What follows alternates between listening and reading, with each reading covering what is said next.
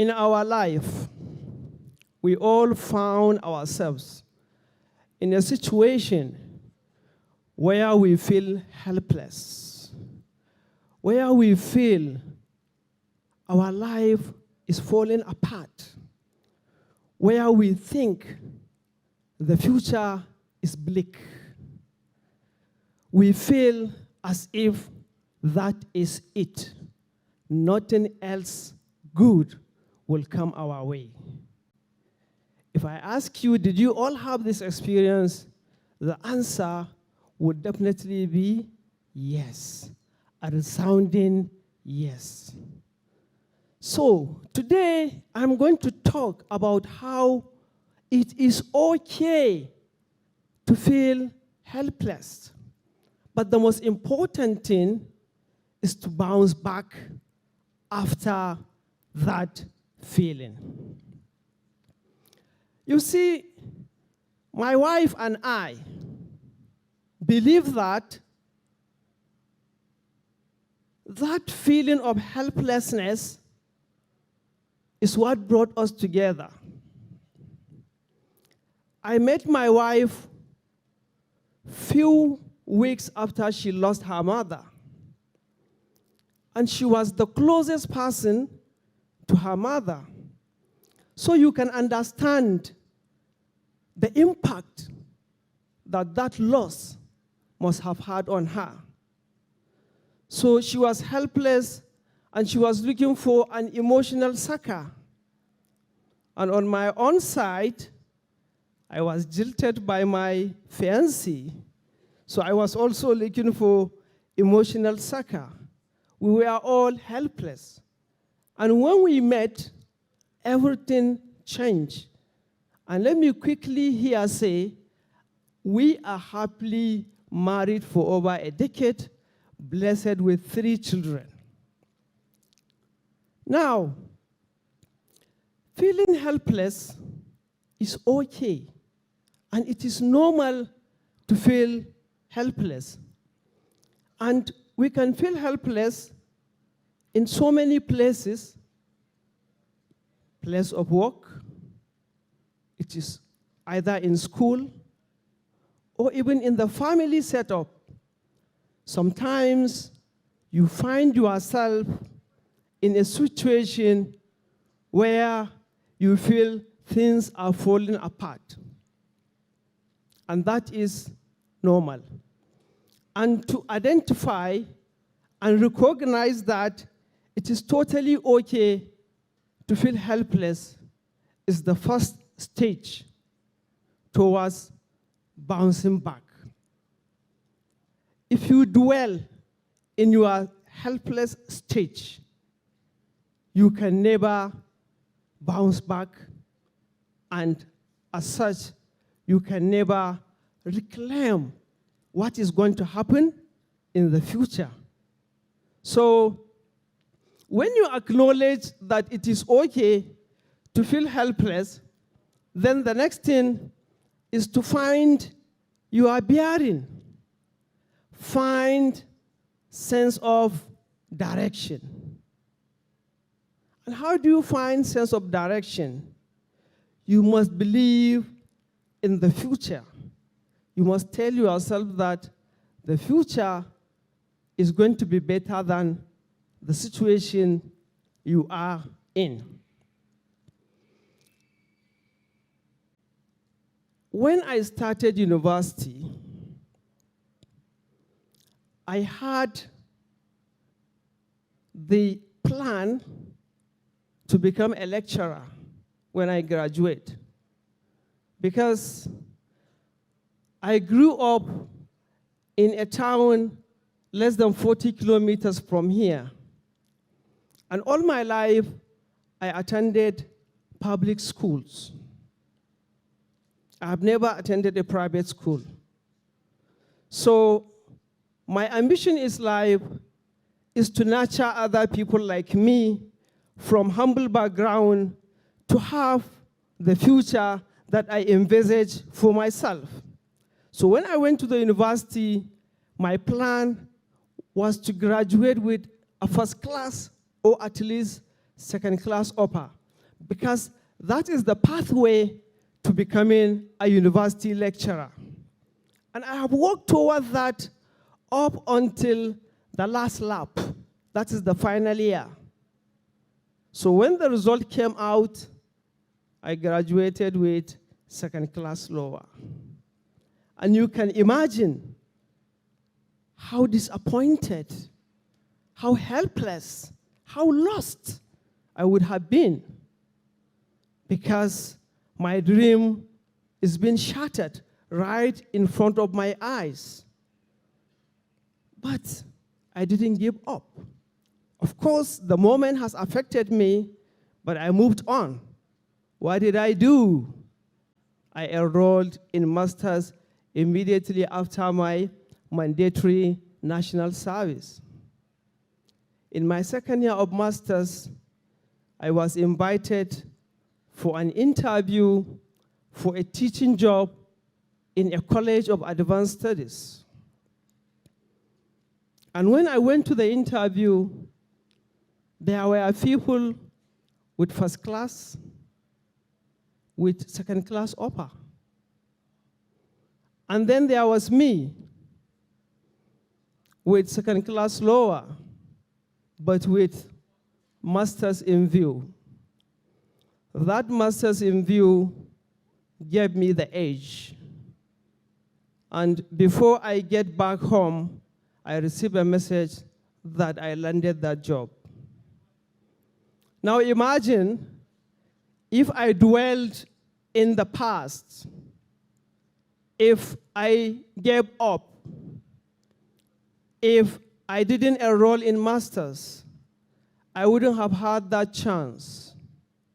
So to reclaim my future, I had to accept the fact that I had to recalibrate my ambition and explore other pathways.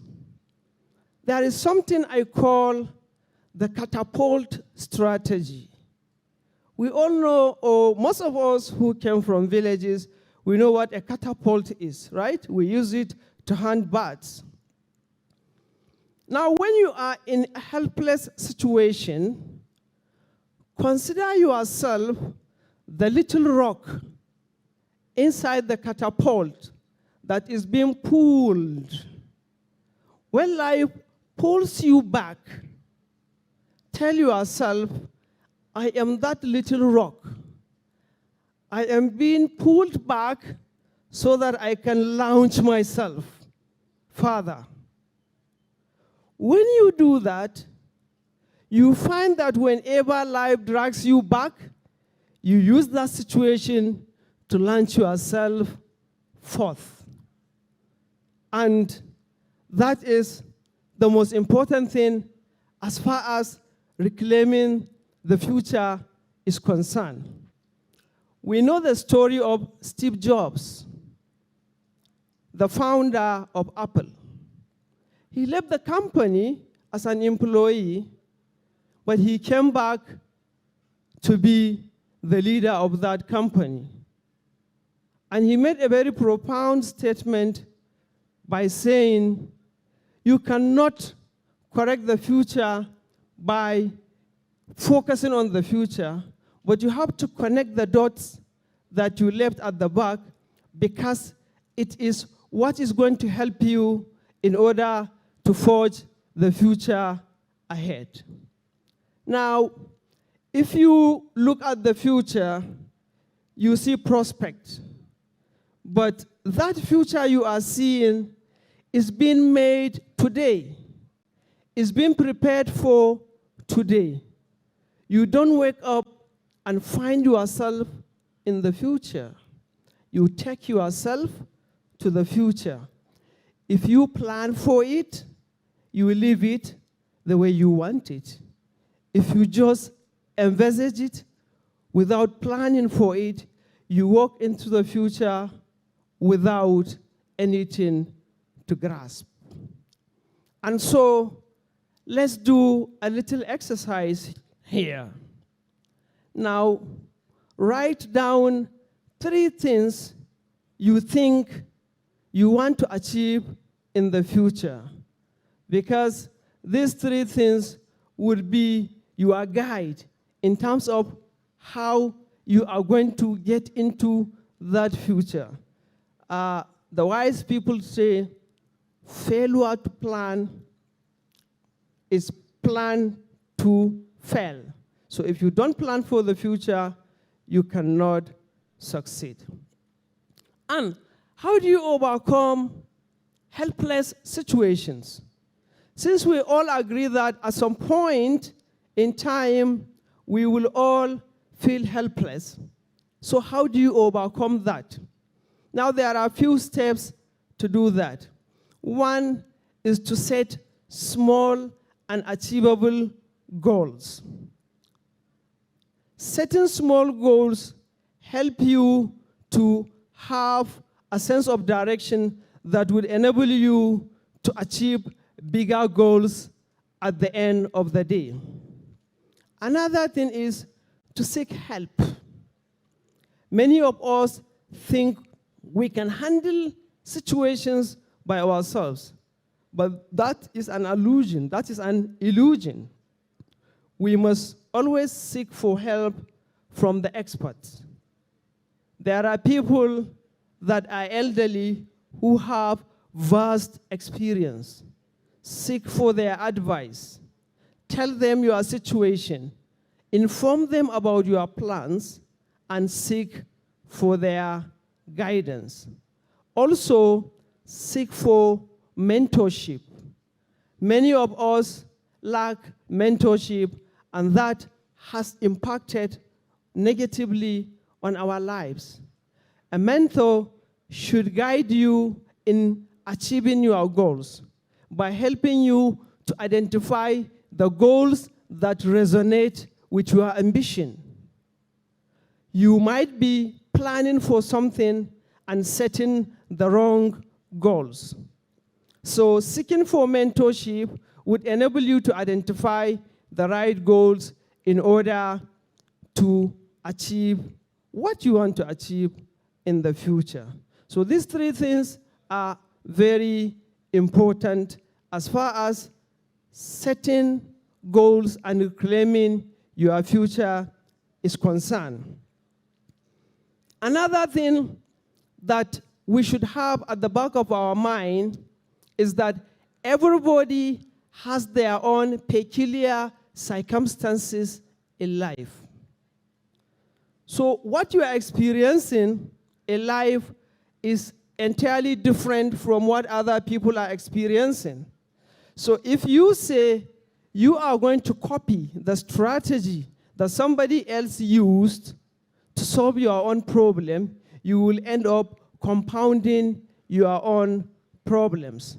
So when you feel helpless, you should know that even if everybody in the world feels helpless, there are circumstances that warrant their stage of helplessness differ. And so each person has their own way of preparing and tackling that problem that they are facing. And that is why Nelson Mandela said, "Do not judge me by what I achieved, but the process I have followed to achieve what I have achieved in life." So to reclaim your future, in a nutshell, you need to understand yourself first. Who are you? What are your peculiarities? How do you overcome adversity in your life?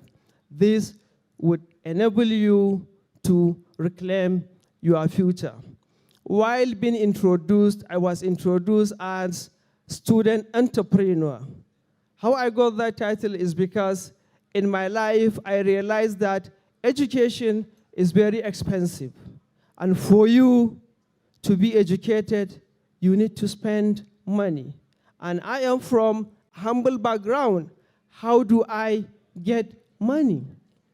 So I started entrepreneurship, from selling biscuits and cola nut by the roadside, to selling water, to selling moi moi, to being a tailor. I have never stopped looking for money, because that money is what funded my education to become what I have become today. And I am happy and humbly proud to say that I have achieved every dream I set in my life, from becoming a university lecturer to having a degree in English and in England. Thank you very much. Let's believe in our future.